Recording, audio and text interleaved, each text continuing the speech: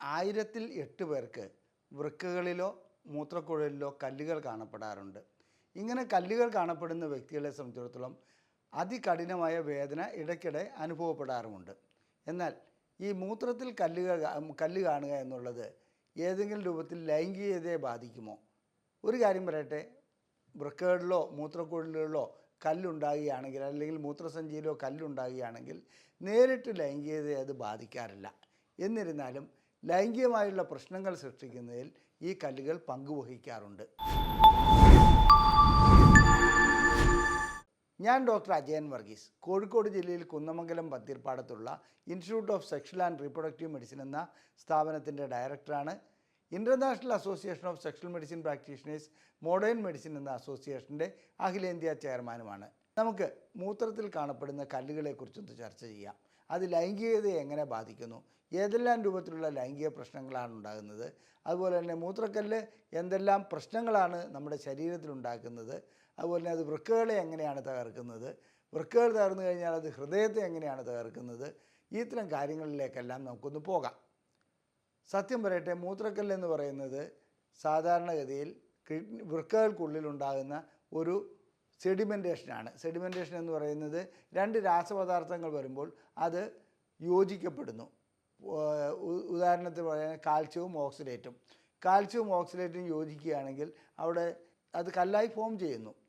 സാധാരണഗതിയിൽ നാം ആവശ്യത്തിന് വെള്ളം കുടിക്കുകയാണെങ്കിൽ ആ വെള്ളത്തിൻ്റെ അളവ് കൂടുതലാണെങ്കിൽ ഒരിക്കലും വൃക്കകൾക്കുള്ളിൽ വെച്ച് കല്ലുകൾ ഉണ്ടാകാനുള്ള സാധ്യതയില്ല. എന്നാൽ ചില ജനിതക ഘടകങ്ങൾ വെള്ളം കുടിച്ചാൽ പോലും കൂടുതലായിട്ട് ഇങ്ങനെ റിയാക്ഷൻ നടത്തുന്ന എൻസൈമും മറ്റും ഉണ്ടെന്ന് തോന്നുന്നു. അങ്ങനെ കല്ലുകൾ ഉണ്ടാകുന്നതായും കാണപ്പെടുന്നുണ്ട്. ഈ കല്ലുകൾ ഉണ്ടാകുകയാണെങ്കിൽ അതിൻ്റെ രൂപം, അതായത് വളരെ ഉരുണ്ട കല്ലുകളോ മറ്റോ ആണെങ്കിൽ വലിയ പ്രശ്നങ്ങളൊന്നും ഉണ്ടാക്കില്ല, അവിടെ ഇരിക്കുകയുള്ളൂ. എന്നാൽ വൃക്കകൾക്കുള്ളിൽ കല്ലുകളുടെ വലിപ്പം കൂടുകയാണെങ്കിൽ അത് വൃക്കകളിൽ വീക്കമുണ്ടാക്കുകയും വൃക്കകളെ തകരാറിലാക്കുകയും ചെയ്യും. അതവിടെ നിൽക്കട്ടെ, അത് ഞാൻ കൂടുതലായിട്ട് വിശദീകരിക്കാം. എന്നാൽ ഈ കല്ലുകൾക്ക് ചിലപ്പോൾ കൂർത്ത മുനകളോ മറ്റോ ഉണ്ടെങ്കിൽ എന്തെങ്കിലും രീതിയിലുള്ള ശരീരം അനങ്ങുമ്പോൾ, ഏതെങ്കിലും രീതിയിലുള്ള മൂത്രം പാസ് ചെയ്യുമ്പോഴോ അല്ലെങ്കിൽ ഇത് താഴോട്ട് പോകുമ്പോഴോ ഒരു അനക്കം വരികയാണ്, ഇതവിടെ തുളച്ച് കയറുകയും അതികഠിനമായ വേദന ഉണ്ടാകുകയും ചെയ്യും. ഇതാണ് മൂത്രക്കല്ലിൻ്റെ രോഗലക്ഷണം. സാധാരണഗതിയിൽ 6 mm വരെ, അതായത് 3 mm മുതൽ 6 mm വരെ, 6 മില്ലി വരെയുള്ള കല്ലുകൾ വലിയ പ്രശ്നമാക്കേണ്ടതില്ല. വെള്ളം കുടിക്കുകയാണെങ്കിൽ സ്വാഭാവികമായിട്ടും അത് അലിഞ്ഞ് മൂത്രസഞ്ചിയിൽ വന്ന് മൂത്രസഞ്ചിയിൽ കൂടി തീർച്ചയായിട്ടും അത് പുറത്തേക്ക് പോയിക്കൊള്ളും. മിക്കപ്പോഴും അലിഞ്ഞങ്ങ് ഇല്ലാതായി തീരാറുമുണ്ട്. എന്നാൽ 10 mm മേലോട്ട് പോവുകയാണെങ്കിൽ അത് പ്രശ്നമാണ്. അതിനകത്ത് ചിലപ്പോൾ ശസ്ത്രക്രിയ ചെയ്യേണ്ടി വരും, മറ്റു രീതിയിലുള്ള അതായത് ലേസർ തെറാപ്പി ചെയ്യേണ്ടി വരും, ഷോക്ക് തെറാപ്പി ചെയ്യേണ്ടി വരും. അങ്ങനെയുള്ള പല മാർഗങ്ങളും അതിനകത്തുണ്ട്. ഇനി മൂത്രക്കല്ലുണ്ടാകുന്നതിന് ഒട്ടനവധി കെമിക്കലുകൾ, അതായത് കെമിക്കൽ ഘടകങ്ങൾ, കാൽസ്യം, സിസ്റ്റീൻ, ഓക്സലേറ്റ്, പ്യൂരിൻസ്, ഇത്തരം ഘടകങ്ങളെല്ലാം പങ്കുവഹിക്കാറുണ്ട്. എന്താണ് യഥാർത്ഥത്തിൽ സംഭവിക്കുന്നത്? വൃക്കകളുടെ ധർമ്മം എന്താണ്? ശരീരത്തിൽ ആവശ്യമില്ലാത്ത ഘടകങ്ങളെ മൂത്രം വഴിക്ക് പുറത്തേക്ക് വിടുകയാണ് വൃക്കകൾ ചെയ്യുന്നത്. ഒരു ഉദാഹരണം പറയാം. നമ്മുടെ ശരീരത്തിൽ അമോണിയ ആവശ്യമില്ല, കാർബൺ ഡൈ ഓക്സൈഡ് ആവശ്യമില്ല. ഈ കാർബൺ ഡൈ ഓക്സൈഡും അമോണിയയും കൂടി ചേർന്ന് യൂറിയ ഉണ്ടാകുന്നു. ഈ യൂറിയ പുറന്തള്ളലാണ് വൃക്കകളുടെ ഒരു ധർമ്മം. അതുപോലെ തന്നെ ഏതെല്ലാം കാൽസ്യം ആകട്ടെ, നമ്മുടെ ശരീരത്തിൻ്റെ ഒരളവ് അവിടെ നിയന്ത്രിക്കപ്പെടുന്നുണ്ട്. ഇത്ര കാൽസ്യം വേണം, അതിൽ കൂടുതലുണ്ടെങ്കിൽ അത് വൃക്കകൾ വഴിക്ക് പുറത്തേക്ക് പോകും. ആ കാൽസ്യം പോകുന്ന കൂട്ടത്തിൽ ഓക്സിലേറ്റ് ഘടകവും കൂടി പുറത്തേക്ക് വരികയാണെങ്കിൽ ഇത് രണ്ടും കൂടെ കെമിക്കൽ റിയാക്ഷൻ ഉണ്ടാകുകയും അത് കല്ലായി അവിടെ രൂപം പ്രാപിക്കുകയുമാണ് ചെയ്യുന്നത്. ചെറിയ മൈന്യൂട്ട് തരി പോലെയുള്ള കല്ലാണെങ്കിൽ അത് മൂത്രത്തിൽ കൂടി അങ്ങ് പോയിക്കോളും. അതേസമയത്ത് അവിടെ ഇരുന്നിട്ട് ആ കല്ലിന് വലിപ്പം വയ്ക്കുകയാണെങ്കിൽ വൃക്കകൾ ബ്ലോക്കാകുന്ന ഒരവസ്ഥയിലേക്ക് അത് എത്തിപ്പെടും. മിക്കപ്പോഴും സംഭവിക്കുന്നത് എന്താണെന്ന് വെച്ചാൽ തുടക്കത്തിൽ ഒരു വേദനയോ പ്രശ്നങ്ങളോ ഒന്നും ഉണ്ടാകുകയില്ല, കല്ലവിടെ ഇരിക്കുന്നുണ്ടെന്നുള്ളത് അറിയുക പോലുമില്ല. ഇതിനൊരു ചലനമോ അനക്കമോ ഉണ്ടാകുമ്പോൾ തീർച്ചയായിട്ടും വേദന അനുഭവപ്പെടും. അപ്പോൾ മാത്രമാണ് നാം ഒന്ന് സ്കാൻ ചെയ്യുന്നത്. ആ സ്കാൻ ചെയ്യുന്ന അവസ്ഥയിലാണ് വൃക്കകളിലല്ലെങ്കിൽ മൂത്രക്കുഴലിൽ കല്ലുണ്ട്, അതുപോലെ തന്നെ മൂത്രസഞ്ചിയിൽ കല്ലുണ്ട്, ഈ കാര്യങ്ങൾ അറിയപ്പെടുന്നത്. അപ്പോൾ ഇത് ലൈംഗിക ശേഷി ഏതെങ്കിലും രൂപത്തിൽ ബാധിക്കുമോ എന്നുള്ളതാണ്. തീർച്ചയായിട്ടും വൃക്കകൾ തകരാറിലായാൽ ലൈംഗിക ശേഷി കുറയുമെന്ന് ഞാൻ പല വീഡിയോകളിലും പറഞ്ഞിട്ടുണ്ട്. ഹോർമോണിനെ അത് ബാധിക്കുന്നുണ്ട്, മാത്രമല്ല മറ്റു കാര്യങ്ങളെ ബാധിക്കുന്നുണ്ട്. ഇതുകൂടാതെ ലൈംഗിക ശേഷിയെ തകർക്കുന്നത് ഈ കല്ലുകൾ താഴോട്ട് വന്നിട്ട് മൂത്രസഞ്ചിയിലെത്തിയിട്ട് പ്രോസ്റ്റേറ്റ് വീക്കം വരികയാണെങ്കിൽ എങ്ങനെയാണോ ലൈംഗിക ശേഷി നഷ്ടപ്പെടുന്നത് അതേപോലെ അവിടെ ബ്ലോക്ക് ഉണ്ടാക്കാറുണ്ട്. ആ രീതിയിൽ വരുമ്പോഴും ലൈംഗിക ശേഷി നഷ്ടപ്പെടാറുണ്ട്. ലൈംഗിക ശേഷി നേരിട്ടല്ല തകരാറിലാകുന്നത് ഈ രീതിയിലുള്ള പ്രവർത്തനം മൂലമാണ്. ഒരിക്കൽ വൃക്കക്കല്ലുകൾ ഉണ്ടായിക്കഴിഞ്ഞാൽ, അതായത് വൃക്കകളിൽ കല്ലുകൾ കാണുകയാണെങ്കിൽ അത് മൂത്രക്കുഴൽ വഴിക്ക്, മൂത്രക്കുഴൽ എന്ന് ഇവിടെ ഉദ്ദേശിക്കുന്നത് വൃക്കകൾ മുതൽ മൂത്രസഞ്ചി വരെയുള്ള കുഴലാണ്. അത് ഓരോ കിഡ്നിയിൽ നിന്നും ഓരോ കുഴൽ വന്നിട്ട് മൂത്രസഞ്ചിയിലേക്ക് യോജിക്കുന്നു. അതിനിടയ്ക്ക് കൂടി അത് മെല്ലെ മെല്ലെ പാസ് ചെയ്ത് താഴോട്ട് വരുന്നു. ആ കല്ലുകൾ സാധാരണ രീതിയിൽ പാസ് ചെയ്യുമ്പോൾ പോലും വേദന ഉണ്ടായിക്കൊള്ളണമെന്നില്ല. ഞാൻ നേരത്തെ പറഞ്ഞ അതിൻ്റെ രൂപഭംഗി അല്പം വികൃതമാണെങ്കിൽ മാത്രമേ വേദന ഉണ്ടാകുകയുള്ളൂ. അല്ലെങ്കിൽ അത് ചെറിയ കല്ലാണെങ്കിൽ സാധാരണ രീതിയിൽ മെല്ലെ മെല്ലെ താഴോട്ട് വന്നുകൊണ്ടിരിക്കും. ഈ കല്ല് വലുതാണെങ്കിൽ, അതായത് വലിയ കല്ലാണെങ്കിൽ തീർച്ചയായിട്ടും അത് പാസ് ചെയ്യുമ്പോൾ വേദന ഉണ്ടാകാറുണ്ട്. ആ കല്ല് താഴോട്ട് വരുമ്പോൾ വേദന ഉണ്ടാകാറുണ്ട്. ഇനി അതിനുവേണ്ടി കഴിക്കുന്ന ചില മരുന്നുകളാണ്, അതായത് സാധാരണ ആൽഫ ബ്ലോക്കേഴ്സ് എന്ന് പറയും, വേദന സംഹാരികൾ കൊടുക്കാറുണ്ട്. ഈ രണ്ട് സംഗതികളും ലൈംഗിക പ്രശ്നങ്ങൾ ഉണ്ടാക്കുന്ന ഒന്നാണ്. അതായത് ആൽഫ ബ്ലോക്കേഴ്സ് ലൈംഗിക ശേഷിക്കുറവ് ഉണ്ടാക്കും, വേദന സംഹാരികളും പല രൂപത്തിൽ അങ്ങനെ ഭവിക്കാറുണ്ട്. ഇനി ഈ കല്ല് താഴോട്ട് വരുന്നതിന് ആൽഫ ബ്ലോക്കേഴ്സ് ചെയ്യുന്നത് എന്താണെന്ന് വെച്ചിട്ടുണ്ടെങ്കിൽ മൂത്രക്കുഴലിൻ്റെ പിൻഭാഗം അമർത്തുകയും മുൻഭാഗം വികസിപ്പിക്കുകയും ചെയ്യുകയാണ് ആൽഫ ബ്ലോക്കേഴ്സ് ചെയ്യാറുള്ളത്. അങ്ങനെ മെല്ലെ മെല്ലെ കല്ല് താഴോട്ട് വന്നുകൊള്ളും. ആ കല്ല് പുറത്തേക്ക് പോകാറുമുണ്ട്. വലിയ കല്ലാണെങ്കിൽ ഞാൻ നേരത്തെ സൂചിപ്പിച്ചു, മൂത്രസഞ്ചിയിൽ നിന്നും ലിംഗത്തിലേക്ക് വരുന്ന അല്ലെങ്കിൽ യോനിയിലേക്ക് വരുന്ന ആ ഭാഗത്ത് അത് ബ്ലോക്കായി കിടക്കുകയും ചെയ്യും. അത് വീണ്ടും ലൈംഗിക ശേഷി കുറയ്ക്കാറുണ്ട്. ഇനി ഈ ലൈംഗികമായി ബന്ധപ്പെടുകയാണെങ്കിൽ അപ്പോൾ വേദന അനുഭവപ്പെടുന്ന ഒരു അവസ്ഥ വരുമോ? മൂത്രക്കുഴലുകൾക്ക് അതായത് എന്തെങ്കിലും പ്രശ്നങ്ങൾ ഉണ്ടാകുമോ? മൂത്രക്കല്ലുള്ള വ്യക്തികളെ സംബന്ധിച്ചിടത്തോളം ലൈംഗികമായിട്ട് ബന്ധപ്പെടുമ്പോൾ എന്താണ് സംഭവിക്കുന്നത്? ഞാൻ നേരത്തെ സൂചിപ്പിച്ചു, വൃക്കകൾക്കകത്തുള്ള കല്ല്, അതായത് വൃക്കകൾക്കും മൂത്രക്കുഴലുകൾക്കുമകത്തുള്ള കല്ലുകൾ അടങ്ങി ഒതുങ്ങിയിരിക്കുകയാണെങ്കിൽ ഒരു പ്രശ്നവുമില്ല, അതവിടെ ഇരുന്നുകൊള്ളും. എന്നാൽ ലൈംഗികമായി ബന്ധപ്പെടുമ്പോൾ നമ്മുടെ മസിലുകൾ നല്ലവണ്ണം സ്പാസത്തിൽ ഏർപ്പെടാറുണ്ട്. അങ്ങനെ മസിലുകൾക്ക് മുറുക്കം വരുമ്പോൾ, സ്പാസം ഉണ്ടാകുമ്പോൾ തീർച്ചയായിട്ടും ഈ മൂത്രക്കുഴലുകൾക്കും, അതായത് കിഡ്നിയിൽ നിന്ന് വരുന്ന ആ കുഴലുകൾക്കും അതേപോലെ ഒരു നേരിയ രീതിയിൽ സ്പാസം ഉണ്ടാകാറുണ്ട്, അതായത് ഞെങ്ങി അമരാറുണ്ട്. അങ്ങനെ അമരുന്നതോടുകൂടി വേദന അനുഭവപ്പെടും. അപ്പോൾ ലൈംഗികമായിട്ട് ബന്ധപ്പെടാൻ തയ്യാറെടുക്കുന്നതോടുകൂടി രതിമൂർച്ചയിലേക്ക് പോകുമ്പോൾ മാത്രമല്ല, അല്ലാത്ത സന്ദർഭത്തിൽ കൂടി വേദന വരും. ലൈംഗികതയ്ക്ക് ഒരു പ്രത്യേകതയുണ്ട്. നേരിയ രീതിയിലുള്ള വേദനയോ മറ്റെന്തെങ്കിലും ചിന്തയോ ഒരു വ്യക്തിയോട് പകയോ അല്ലെങ്കിൽ ബിസിനസ്സിലെ കാര്യങ്ങൾ ചിന്തിക്കുകയാണെങ്കിലോ ലൈംഗിക ശേഷി ഇല്ലാണ്ടാവും, ലിംഗം തളർന്നു പോകും. ഇവിടെ ഈ വേദന തീർച്ചയായിട്ടും യോനിക്കുള്ളിലേക്ക് കടത്തിക്കഴിഞ്ഞ ലിംഗം ഈ ഒരു വേദന വരുന്നതോടുകൂടി തളർന്നു പോകുന്നതായി കാണാം. ആ വേദനയാണ് ഇതിൻ്റെ പ്രധാന കാരണം, അഥവാ മൂത്രക്കല്ലാണ് ഇതിൻ്റെ പ്രധാന കാരണം. മൂത്രക്കല്ലുള്ള വ്യക്തികളെ സംബന്ധിച്ചിടത്തോളം ലൈംഗികമായി ബന്ധപ്പെടുമ്പോൾ വേദന അനുഭവപ്പെടുകയും അതുപോലെ തന്നെ ലിംഗം ചുരുങ്ങിപ്പോകുന്നതുമായിട്ടുള്ള അവസ്ഥകൾ കാണാറുണ്ട്. ഇങ്ങനെ കാണപ്പെടുന്ന വ്യക്തികൾ ഡോക്ടറെ സമീപിച്ച് രണ്ട് കാര്യങ്ങൾക്കുമുള്ള ചികിത്സ തേടേണ്ടതുണ്ട്. അതായത് വൃക്കക്കല്ലുകളുടെ കാര്യത്തിലും അതുപോലെ തന്നെ ഈ ലൈംഗിക പ്രശ്നങ്ങൾക്കും. ഇനി ഒരിക്കൽ വേദന അനുഭവപ്പെട്ടു എന്നിരിക്കട്ടെ, രണ്ടാമത് ലൈംഗികമായി ബന്ധപ്പെടാനുള്ള താല്പര്യമില്ലാതാകുന്ന ഒരു അവസ്ഥയുണ്ട്. അത് സ്ത്രീക്കും പുരുഷനും ഉണ്ടാകാറുണ്ട്. അപ്പോൾ വൃക്കകളിലെ കല്ല് നേരിട്ടൊരിക്കലും ലൈംഗിക പ്രശ്നം സൃഷ്ടിക്കുന്നില്ല. എന്നാൽ ഈ കല്ല് ലൈംഗിക ബന്ധത്തിലേർപ്പെടുമ്പോൾ യൂറിറ്റർ അഥവാ മൂത്രക്കുഴലുകൾ ചുരുങ്ങുകയും വികസിക്കുകയും ചെയ്യുന്നതുകൊണ്ട് ഈ കല്ലുള്ള വ്യക്തികൾക്ക് വേദന അനുഭവപ്പെടുന്നു. ആ വേദന ലൈംഗിക പ്രശ്നങ്ങളായി മാറാറുണ്ട്. അപ്പോൾ അതവിടെ കഴിഞ്ഞു. അതായത് ഞാൻ കഴിക്കുന്ന മരുന്നുകളെ സംബന്ധിച്ച് പറഞ്ഞു, ആൽഫ ബ്ലോക്കേഴ്സ് അതുപോലെ തന്നെ വേദന സംഹാരികൾ ലൈംഗിക ശേഷിക്കുറവ് ഉണ്ടാക്കുന്നുണ്ട്. ഇതുകൂടാതെ ഈ ചലനം, അതായത് ലൈംഗിക ബന്ധത്തിൽ ഏർപ്പെട്ടുകൊണ്ടിരിക്കുമ്പോൾ അവിടെ മുറുക്കം വരികയാണ്, അതായത് സ്പാസം ഉണ്ടാകുകയാണ്. ആ സ്പാസം തീർച്ചയായിട്ടും വേദന ഉണ്ടാക്കുന്നു, ലൈംഗിക ശേഷി തകരാറിലാക്കുന്നു.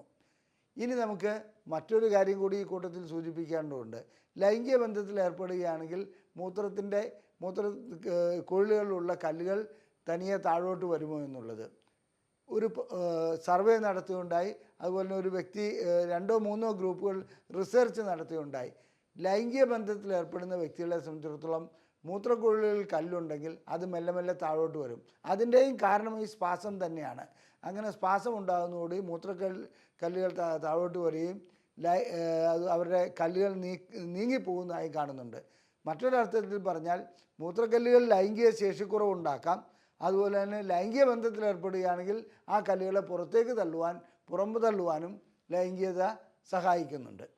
ഇനി ഇതിന് എന്തൊക്കെ ചികിത്സകളാണുള്ളത്? സാധാരണഗതിയിൽ ഈ കല്ല് നമ്മൾ മരുന്നുകൊണ്ട് ഇത് ചെയ്യാൻ പറ്റും. ഏറ്റവും പ്രധാനപ്പെട്ട ഔഷധം വെള്ളം തന്നെയാണ്. ആവശ്യത്തിലോ അതിൽ കൂടുതലോ വെള്ളം കുടിക്കുക. അപ്പോൾ മൂത്രക്കല്ലുകൾ അലിഞ്ഞലിഞ്ഞ് ഇല്ലാണ്ടായിത്തീരും. ഓക്കെ, അത് മൂത്രക്കുഴലിൽ കൂടി അങ്ങനെ ലിംഗത്തിൽ കൂടിയോ യോനിയിൽ കൂടിയോ പുറത്തേക്ക് പോവുകയും ചെയ്യും. അതവിടെ നിൽക്കട്ടെ. അടുത്തത് എന്താണെന്ന് വെച്ചിട്ടുണ്ടെങ്കിൽ, ഇതിനകത്ത് ഇത് കാണപ്പെടുകയാണെങ്കിൽ അതിനുള്ള മരുന്നുകൾ, ആൽഫ ബ്ലോക്കേഴ്സ്, വേദന സംഹാരികൾ, ചിലപ്പോൾ അണുബാധ ഉണ്ടാകുകയാണെങ്കിൽ ആൻറ്റിബയോട്ടിക്കുകൾ, ഇതൊക്കെ നൽകേണ്ടതായി വരാറുണ്ട്. ഇനി മൂത്രക്കുഴലിൽ സാധാരണ ഇതിലൊരു കുറഞ്ഞ ലെവലിലുള്ള കല്ലാണെങ്കിൽ, വലിപ്പം കുറവാണെങ്കിൽ, ലിംഗത്തിൽ കൂടിയോ സ്ത്രീകളുടെ യോനിയിലുള്ള മൂത്രക്കുഴലിൽ കൂടിയോ ട്യൂബ് കടത്തിയിട്ട്, അതായത് സിസ്റ്റോസ്കോപ്പിയും യൂറിത്രോസ്കോപ്പിയും. സിസ്റ്റോസ്കോപ്പി എന്ന് പറഞ്ഞാൽ ബ്ലാഡറിനകത്തുള്ള കാര്യങ്ങൾ കണ്ടുപിടിക്കാനാണ്.